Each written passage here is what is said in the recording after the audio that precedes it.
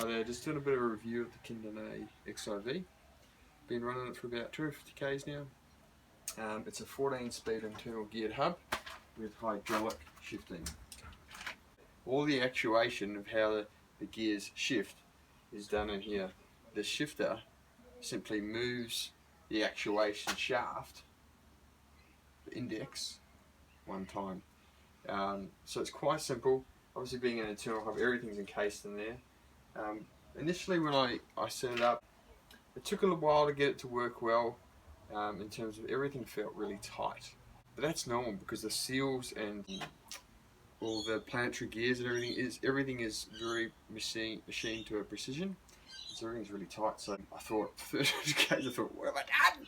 You know, this is so much drag in the motor, and not motor but in the hub, and I thought,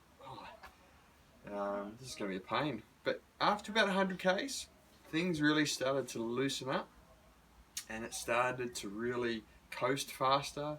The drag when you were pedaling is still there, but I think it's more of a feel thing, and it's just because it's an internal gearbox. It feels quite different to a cassette derailleur shifting, and the shifter is, you know, that takes different. It's like going from, you know, a left-hand drive to right-hand drive. It just takes a little bit to adjust.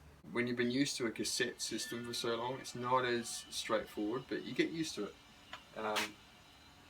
So in terms of the performance, it just seems to get better and better. And you know, I'll be able to change that oil at 500 k's is what they recommend.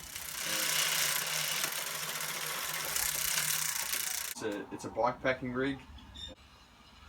And the reason that I went with this system is I wanted to see, I guess, when you're on those bike packing trips and you're out in the back country, or high country as we call it, after 2 or 3 days, if you've got a cassette system, no matter how well you look after it, it just starts to really not run efficient.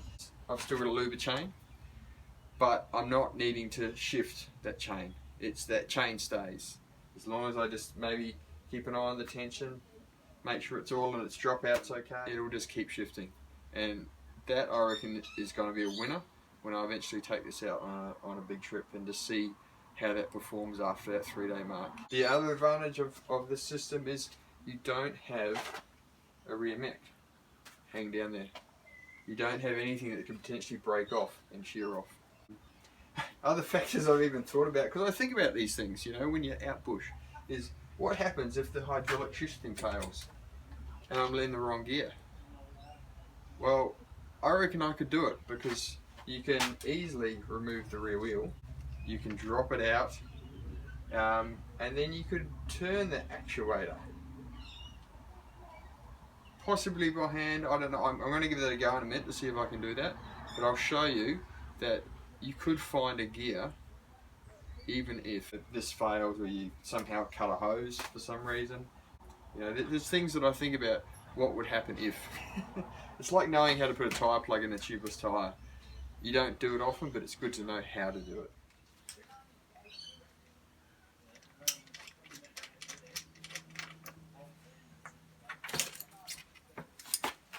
You can see it just drops out.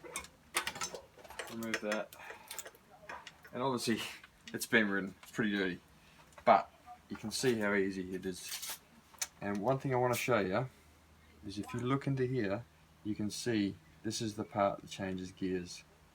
So you can actually do it manually. I'm just changing gears. So that lives up to my theory. If I get stuck and that shifter packs in or fails, I can manually change to a nice easy gear, put it back on and ride, and still be able to get home. I'm just going to show you this. Another time I'll pull this apart. So in here you have 2 prongs which go down and are actuated by the hydraulics of the shifter, and they in turn turn the shaft on the index.